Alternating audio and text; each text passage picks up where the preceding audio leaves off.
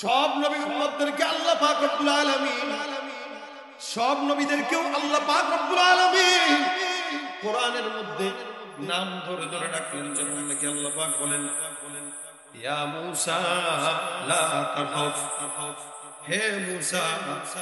এখানে আল্লাহ পাক রব্বুল আলামিন নাম ধরে উল্লেখ করেছেন। আল্লাহ পাক ডাক দিয়া বলেন, ইয়া ইয়াহইয়া খুযুল কিতাবা বিকুওয়া। ইয়াহইয়া নবীকে আল্লাহ পাক রব্বুল আলামিন নাম ধরে ডাকলেন।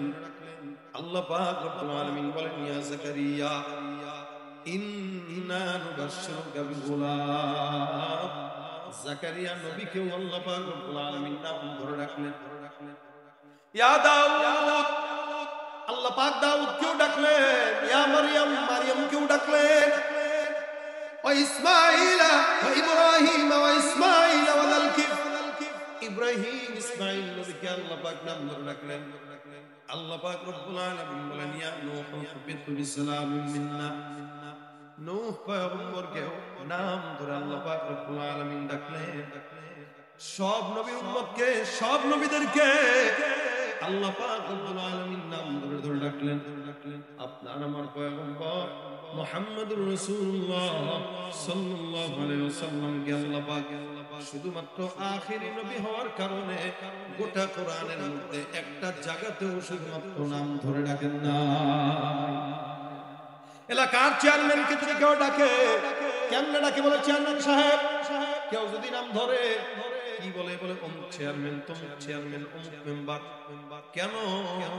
বলে এটা চেয়ারম্যানের সঙ্গে তার লকবটা হলো এটা সম্মান। মানুষ সম্মানিত মানুষকে নাম ধরে ডাকে না, যার কারণে আলেমদেরকে হুজুর বলে, হযরত বলে, শাইখ বলে, মুহতারাম বলে। কেন? এটা হলো আলেমদের বেলায় বান্দার সম্মান। বান্দা শিখলো কোথায়? আল্লাহ পাক রব্বুল আলামিন বান্দাকে শিখায় দিলেন রাসূলকে সম্মান করার মাধ্যমে। আমার পয়গম্বরকে আল্লাহ পাক কোরআনের মধ্যে ডাক দেয়। সব নবীদেরকে বলে, ইয়া মূসা, নাম ধরে ধরে ডাকে। আমার নবীকে বলেন, ইয়া আইয়ুহান নবী। আল্লাহ পাক রব্বুল আলামিন সমস্ত নবীদেরকে নাম ধরে ডাকার পর আপনার আমার পয়গম্বর মুহাম্মদুর রাসূলুল্লাহকে আল্লাহ পাক রব্বুল আলামিন নাম ধরে ডাকেন নাকি? বলেছেন, ইয়া আইয়ুহান নবী। অন্য আয়াতে আল্লাহ পাক বলেন, ইয়া আইয়ুহার রাসূল, হে রাসূল। আল্লাহ পাক রব্বুল আলামিন কখনো বলেন, লাকাদ কানা লাকুম ফি রাসূলিল্লাহি উসওয়াতুন হাসানাহ। এখানে আল্লাহ পাক রাসূল শব্দটাও লাগাইলেন। আল্লাহ পাক রব্বুল আলামিন অন্য আয়াতের মধ্যে ডাক দিয়া বলে, ওয়ামা আরসালনাকা ইল্লা রাহমাতাল লিল আলামিন। আমার পয়গম্বরকে এখানে আল্লাহ পাক রাহমাতুল লিল আলামিন বললেন।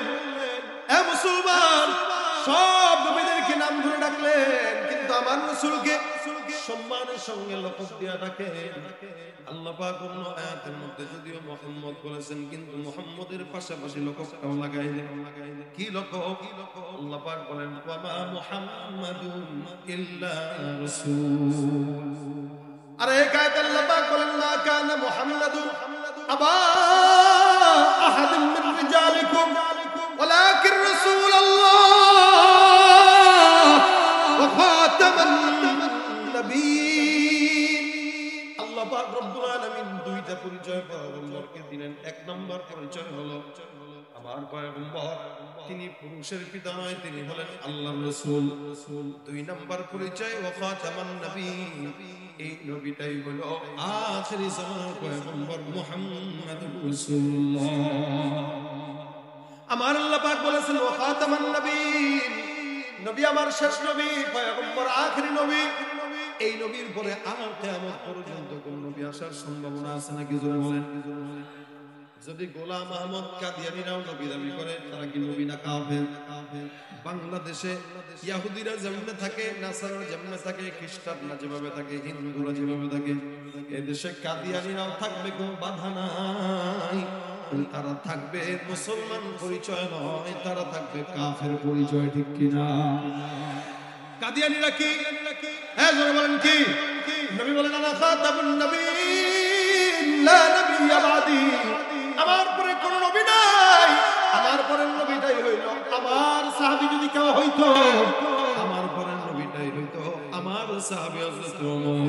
আল্লাহর নবী বলেন আমার পরে কোন নবী নাই, যদি আমার পরে কোন নবী আল্লাহ পাঠাইতো তাহলে ওমর হইতো। সেখানে গোলাম আহমদ কাদিয়ানীর বাচ্চারা যদি নিজেদেরকে নবী বলে স্বীকার করে, আমার পয়গম্বরকে নবী না মানে, এক আওয়াজে তুলতে হবে কাফের কাফের। কাদিয়ানীরা কাফের, ঠিক কিনা? আওয়াজ দে কাফের কাফের, কাদিয়ানী কাফের কাফের কাফের। কেন কাফের? রাসূলকে নবুয়তি না মানার কারণে, শেষ নবী না মানার কারণে, ঠিক কিনা? যারা আমার নবীর নবুয়তির চাদর নিয়ে টানে ওরা কোশ্চিনকালে মুসলমান হতে পারে না। ইসরায়েলি পণ্য যেভাবে বয়কট করলে বাংলাদেশের প্রতিটা মুসলমানের উচিত কাদিয়ানী পণ্য বয়কট করা, ঠিক কিনা? কি হবে শেষ নবীজির উম্মত বলে দাবি করে যদি ওই নবীর চেয়ার কাদিয়ানীরা দখল করে? কি হবে শেষ নবীজির উম্মত বলে দাবি করে যদি ওই নবীর চেয়ার কাদিয়ানীরা দখল করে? নবীজির জন্য যদি রক্তের বহে নদী, নবীজির জন্য যদি রক্তের বহে নদী, তবুও হটব না এই দাবি থেকে। কি হবে বেঁচে থেকে অযথা বিদ্যা শিখে যদি না করতে পারি শোষণবিহীন সমাজটাকে? কি হবে কিতাবাদির তালিম দিয়ে মাদ্রাসাতে যদি ওই খোদার কোরআন নিষিদ্ধ হয় আদালতে? কি হবে কিতাবাদির তালিম দিয়ে মাদ্রাসাতে যদি ওই খোদার কোরআন নিষিদ্ধ হয় আদালতে? কাফনের কাপড় মাথায় ময়দানে আয় ছুটে আয়, কাফনের কাপড় মাথায় ময়দানে আয় ছুটে আয়, বিলিয়ে দে না তোদের জীবনটাকে।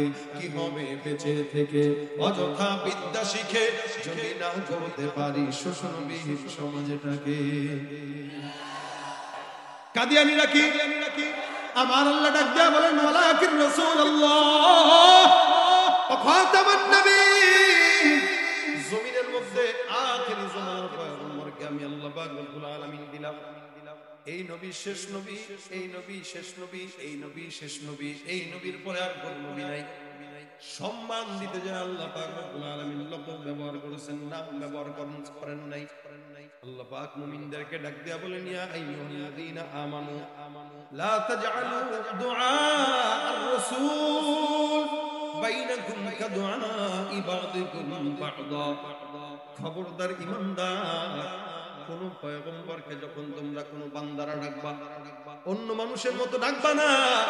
আমার নবীকে যখন তোমরা ডাকবা, আল্লাহর নবীকে নবী বলে ডাকবা, রাসূল বলে ডাকবা, নাম ধরে ডাকবা না। কারণ আমি আল্লাহ নিষেধ করলাম। জোরে বলেন সুবহানাল্লাহ।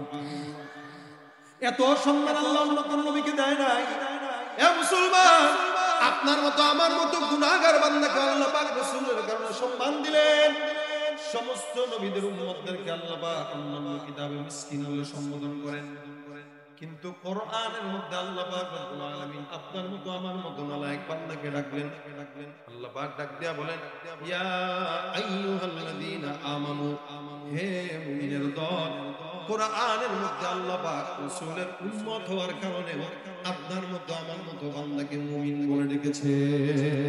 সুবহানাল্লাহ। আল্লাহ পাক রব্বুল আলামিন শুধুমাত্র আমার পয়গম্বরকে সম্মান দেওয়ার কারণে আপনাকে আমাকে সম্মান দান করলেন। এ ভাইরা আমার, আল্লাহ পাক রব্বুল আলামিন রাসূলকে কি সম্মান দিলেন এটা আমার রাসূল ছাড়া কেউ জানে না। আমার আল্লাহ পাক রব্বুল আলামিন শুধুমাত্র পয়গম্বরকে সম্মান দেওয়ার কারণে সমস্ত দুনিয়ার উম্মতদেরকে সম্মান দিলেন। কেন? আমরা যদিও নামাজ পড়ি না, রোজা রাখি না, ইবাদত করি না, এরপরও আল্লাহ পাক রব্বুল আলামিন আমাদের বেলায় একটা কথা বলেছেন। সেটা কি বলেন? মুমিন। কি বলেন? বলেন তো মুমিন কি দাবির নাম নাকি মানার নাম? জোরে বলেন। একটা ইমানদার নাকি মুমিন দাবি করবে না মানবে? বলেন জোরে। দাবি করবে না মানবে? এ মুসলমান, কেউ যদি বলে আমি মুমিন কিন্তু চেহারার ভিতরে মুমিনের কোনো সুরত নাই, চেহারার ভিতরে দাড়ি নাই, টুপি নাই, পাগড়ি নাই, সুন্নাত নাই, ইবাদত নাই, এটা দাবির নাম নয়, এটা মানার নাম। বাজারে আম কিনতে যান, আম যখন কিনেন কি জিনিস দেখেন? বলে দুইটা জিনিস, একটা হইলো ঘ্রাণ, দুই নাম্বার হলো কালার। যদি ঘ্রাণ ঠিক থাকে, কালার ঠিক থাকে, আমটাও মানুষ কিনে। একটা ইমানদার সে দাবি করা লাগে না, যদি বান্দার ইমানের ঘ্রাণ থাকে আর যদি বান্দার ইমানের কালার থাকে, ওই বান্দার কালার আর ঘ্রাণের কারণে বান্দাকে দাবি করা লাগে না, বোঝাই যায় এটা উম্মত।